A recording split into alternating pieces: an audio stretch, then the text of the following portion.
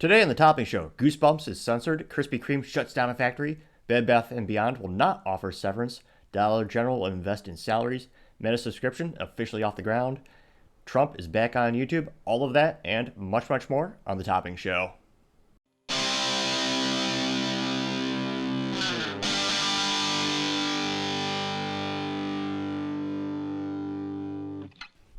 Thank you everyone for tuning in today. Today's episode of the Topping Show is sponsored by ExpressVPN and Topping Technologies. ExpressVPN has protected your online data, and Topping Technologies is an IT value-added reseller and services company with a special proficiency in ICT security. If you're a business owner or an IT leader and use a little assistance, you can reach them at sales@toppingtechnologies.com.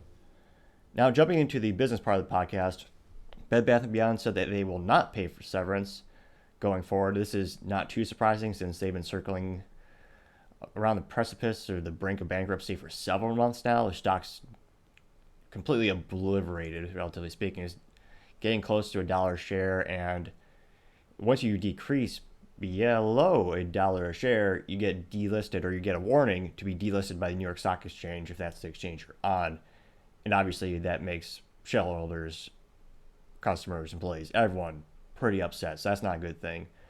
Now, they had paid severance most recently in their second round of the recent layoffs. They got between 8 and 12 weeks of severance pay, and they also noted that they told employees they will not contribute to the annual 401k match payment for 2022.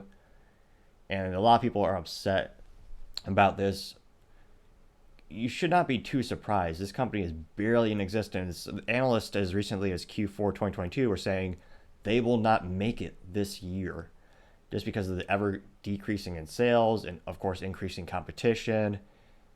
It's one of those things where they have to make a lot of cuts. Now, hopefully, they make the cuts appropriately so that it doesn't completely inhibit the business. If you look at a lot of historical retailers who went out of business, like Circuit City, one of the things Circuit City did was they got rid of the commission program for all the employees who were in the sales department, or rather, their job was selling all the consumable electronics. And as soon as they got rid of that, all the top sales reps left. So their sales went down to nothing. Now, Bed Bath & Beyond does, as far as I know, doesn't have a commission program in that regard. More of a traditional retailer. Think of them like Best Buy, where it's very transactional. You have hourly rated employees, and you have managers, and you have corporate. It'll be interesting to see if they could fend off bankruptcy this year. Maybe they'll get an extra product in line, or they'll have to make some very lucky and strategic moves in order to fend off this bankruptcy that's just knocking at their door. Now, other interesting businesses, Krispy Kreme, one of the most popular donuts ever, they're going to let go of 102 workers at their Concord factory. That, unfortunately, the layoffs are planned to be permanent, and that'll be for May 11th.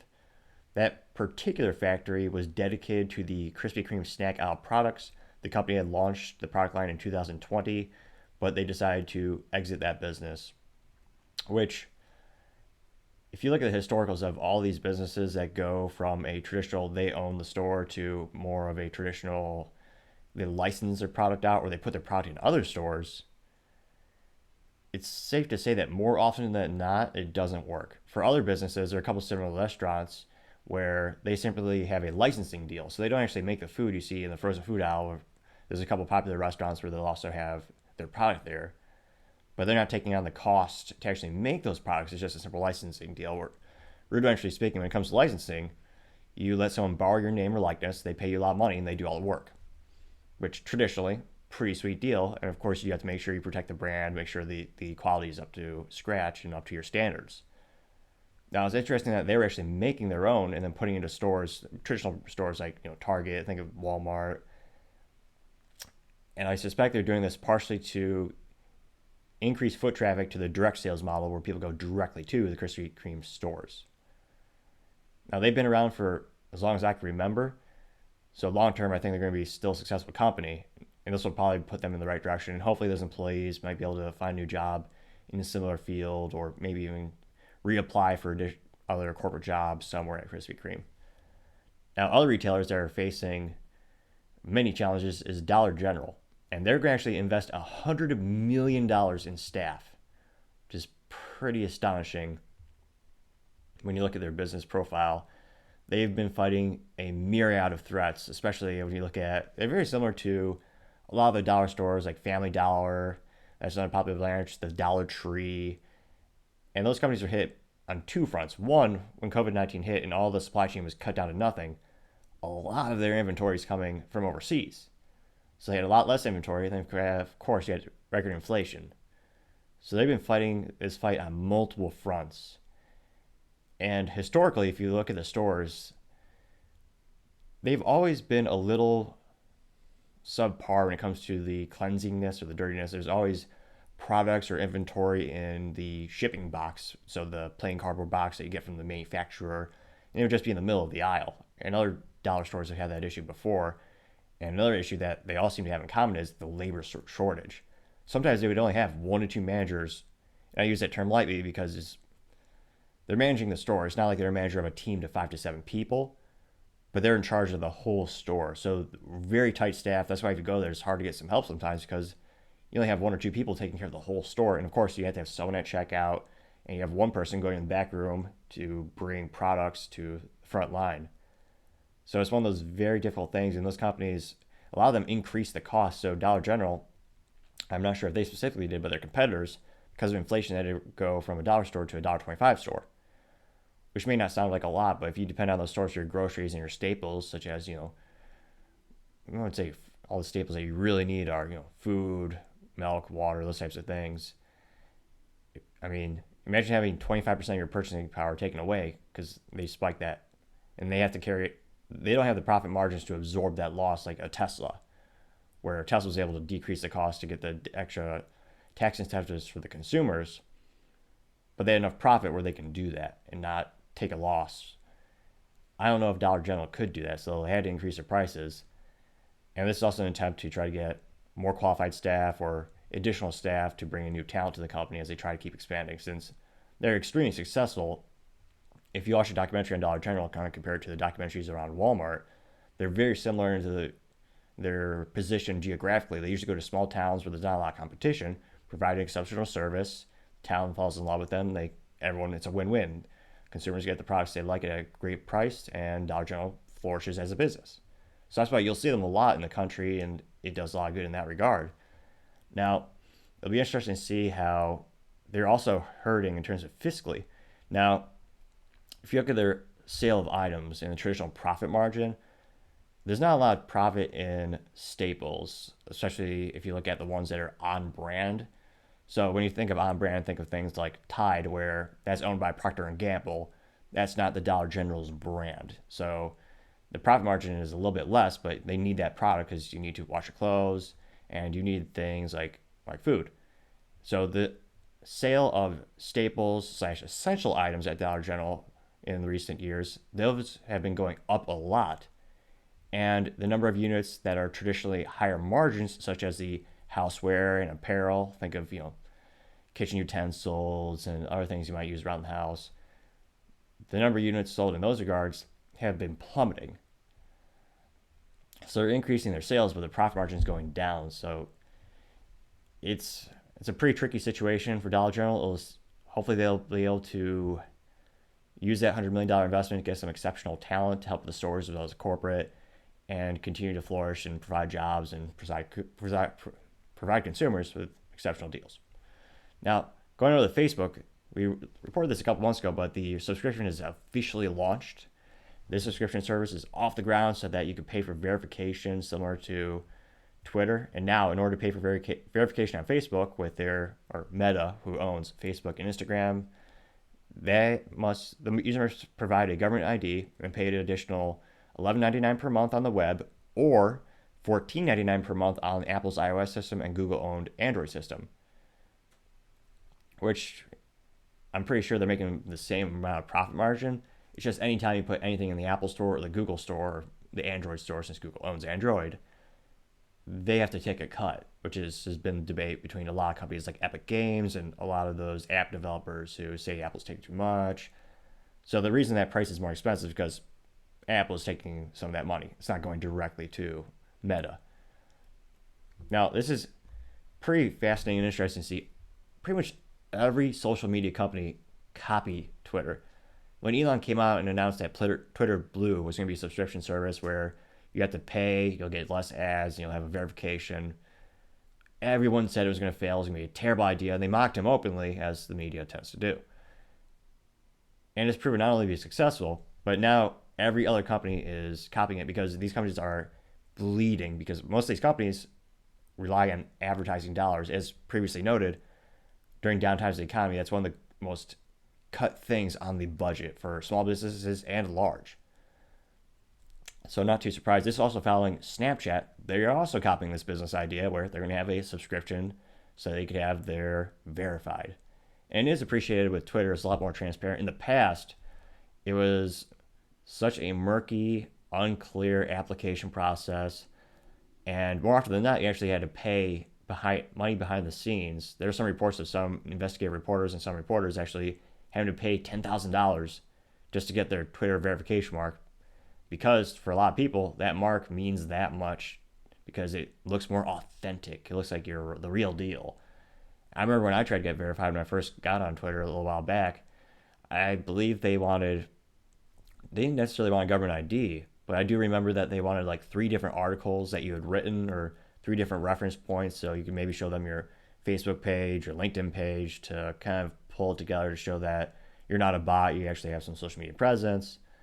And more often than that, you just get declined. And granted, my Twitter following, relatively speaking, is very, very low.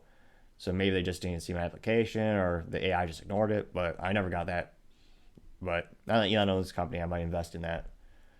Now, going into the culture section of the podcast, one of the most successful books in history, or series rather, Goosebumps, is about to be censored. Now, this series was written by R.L. Stine. It's the second best-selling book in history for kids right after Harry Potter. And at the peak of his popularity, the Goosebumps books were selling 4 million copies a month, which is astonishing. When you look at entertainment, I always tell people, entertainment is very similar to gambling in terms of the odds. Publishing books, making movies, more often than not, you are losing money. You're bleeding. But you're hoping beyond hope you find the next J.K. Rowling or R.J. Stein, because those will literally change your publication and everything overnight. Similar to the publisher of Harry Potter books, where everyone turned her down, and the one that took a risk on her, they knocked it out of the park, and now they're one of the reputable publishers out there, because of course they receive a percentage of the sales. Now, this is interesting to see. I've checked over 4 different websites to see where is this censoring starting, who's behind it. Now, some sources say that Stein is accusing the publisher of censoring his works without permission. The Times originally reported that he agreed, but the author spoke out in the afternoon saying that he did not authorize any censoring. However, other sources are saying that he did approve them. And unlike Dolly last month, who we talked about, he's the author behind Charlie and the Chocolate Factory and Matilda, he's already passed for most of the censoring that took place. So there is a little controversy more around that because the author he's not alive anymore. So you're messing with his works beyond the grave, similar just like the James Bond's book with the Fleming, Ian Fleming being the writer. He's not around, he can't make any of those changes. They were trying to make changes. So a lot of people were upset. This one, the author is still alive and kicking. And it's almost as if he's trying to hedge his bets or play the odds, I kind of feel, because there's not a lot of transparency of who initiated the censoring, and it's not necessarily, there's not really a win-win in the situation. You're going to alienate, just because censoring usually just many times comes down to political affiliations, and on average the U.S. is split 50-50. So you're going to offend probably about half the United States or more, depending on how many people truly believe in free speech these days. You're going to alienate a lot of your fans because you're censoring the original work of art created by the author. And maybe he knows if he plays both sides, people will still buy his books because they go, well, he's fighting against the publisher. There's just not a lot of transparency about the situation. Again, I checked 4 to 5 different sources, and there's so much conflicting data. The only thing that we know for sure is that censoring of his books is taking place. That much we know. Now, specifically, they're censoring things like weight, mental health, and ethnicity references, with more than 100 edits total, and several words being replaced, like plump is now being changed to cheerful, which is completely indescriptive of the actual thing you're trying to describe. Plump means nicely heavy set, and cheerful That doesn't describe the physical characteristics of the person. That's just how you're feeling, your mood. So one of the things I'm against, I don't agree in censorship to begin with, but one of the reasons also is that you're going to confuse the audience because you're taking away the meaning, you're changing the whole thing. And now the word crazy is also being changed to silly, and the phrase a real nut is now just a real wild one. And again, all these things cause more confusion. I don't know why they're so dead set on getting rid of every ethnicity reference. Personally, I find it fascinating to learn about different backgrounds, different people. And I thought you would want to have works of art where you get to see those different perspectives, different ideas. And it is just bizarre and disappointing to see more and more of these works of art just censored and thereby destroyed over time as censorship becomes more and more acceptable to more and more people.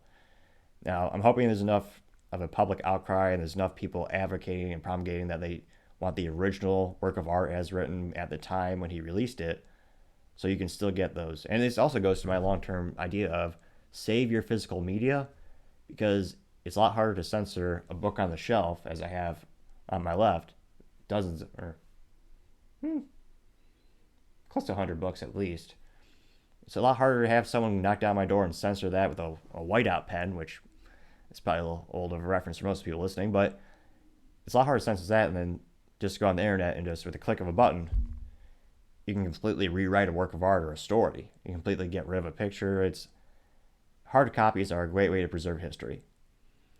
And hopefully more people stand up to censorship and let them know that we will not buy your product if it is not the original as intended. Now, getting to the politics part of the podcast, which oddly enough also runs into the censorship and the culture, Google, or now Alphabet, so it's a little bit of a tiered system. You got Alphabet, which owns Google, which owns YouTube. Now, YouTube announced they restored former President Donald Trump's channel. Donald Trump's account was originally suspended for more than 2 years following the January 6th, some say insurrection, some say riots, in which he actually had a video of him saying he tells people to peacefully protest, and yet they all say his rhetoric was all responsible for the insurrection, whatever you want to call it. Where now we actually have video evidence of police letting people in the doors into the Capitol. They actually didn't force their way in. The police guided them. But I digress. Across all of his social media platforms, he has about 146 million followers. And this is also following, you had Elon Musk reinstate Trump's Twitter, as well as Facebook Meta reinstating him as well. Now, it'll be interesting to see if he actually utilizes those platforms, because some are saying he actually has contractual obligations to Truth Social. And Truth Social is as it might sound, it's a social media app for basically his fan base. And he actually invented the app. It's owned by his company. And on that app, he has 5 million followers there. Now, if he has any shot of winning the next presidential election, I think he'll probably go back to using the other platforms. Some are speculating that as long as he says it, as long as he tweets, or they call it truths, I believe, actually on the Truth Social platform, which is not very original, but interesting enough. Now, as long as he makes a statement there first, then he can, under his contract, tweet that as well. So he might just copy paste into other social media programs, but he desperately needs to get back onto the main social media channels, because you don't win a race by continuing to pander to your current fan base. And on Truth Social, that's a skewed environment, or more of an echo chamber, because the people who follow Trump, they're the ones who signed up for the app. So he's not going to reach the middle ground or people on the left with his ideals and ideas. So unless he can find a way to reach people in the middle, he's not going to win. So he needs to get back on YouTube and all these social media platforms. I don't know if he will, but if you want to actually reach the common man, is a cliche term, but it's cliche for a reason. He needs to promulgate those ideas across as many social media platforms as possible and actually reach the people in the middle, reach the independent voters who are, many of them, like myself, are kind of sick of the left and the right, and they view him as an alternative, perhaps, because he certainly is not a traditional Republican in, I would say, any regard. Now, it'll be interesting to see how that happens. And of course, it is disgusting that the social media companies censored him to begin with, because he was the sitting president of the United States. Whether you like him or not, his job is to promulgate his ideals. Granted, some of his tweets are obnoxious, but it's supposed to be, freedom of speech is supposed to be paramount to the foundation of society. Everyone should agree he has his right. And also, even if you hate him, like a lot of people on CNN, they build their business on just covering his tweets every single day. It just provides a lot of substance and a lot of content for them. So I would not be too shocked if people at CNN and other traditional media companies were secretly enthusiastic beyond all belief behind closed doors. Because if he actually goes on Twitter with this frequency that he had before, he'll provide them with endless content, which also many people say that's why he lost, because he put out so much content that wasn't related to his political philosophies and ideals. A lot of it was just random and wasn't helping him drive the points home. I mean, so you have to, if he wants to win, he just needs to find a way to use it and use it effectively to promulgate those ideals to the middle as well as on the left. It'll be interesting to see if he can pull that off. Now, going on to the business blunder of the day, we might have to expand this a little bit. There's been a lot of blunders in the automotive community. And unfortunately, today's blunder of the day is going to be Ford. Now, Ford recalled 1.5 million vehicles. And specifically, it is around brake and wiper issues, which, unlike a lot of the other automotive recalls, these are much more detrimental because you do need brakes to stop. A lot of people aren't big into cars. Some people don't identify as car guys, but they should know that much. You do need brakes to stop. I don't know of any National Highway Traffic Association approved vehicles where you have the Flintstone cars where you can actually stop the car with your feet by smashing your feet against the ground. I don't think those are on the road anymore, perhaps. Nevertheless, this is detrimental for their image because, again, brakes are paramount to the vehicle. It's one of the few things a vehicle must do. Now, specifically, more than 1.2 million car brakes may have specifically leaky brake hoses, which is even worse because that's even more catastrophic. Now, specifically, it is the Ford Fusion and the Lincoln MKZ made from 2013 to 2018. Ford is aware of one crash. Now, thankfully, there's been no fatalities related to that recall. So there is some good news on there. Now, the other recall for the windshield wipers, specifically, they actually have a habit of breaking the arms on some of their pickups, which some might say is actually worse because Ford stopped making cars a couple years ago because they were losing money, just bleeding, trying to make vehicles. And of course, they had more problems. But that's one of the reasons Ford decided, hey, we're going to focus on trucks because we make trucks for the longest time. The best-selling truck in the United States consistently is the F-Series, which includes F-150, F-250, F-350, yada, yada, yada. And to have something wrong with your key product does not look good. Granted, they still make the Mustang, thankfully, and then they have the E-Mach, or Mustang E-Mach, that little electric thing they make.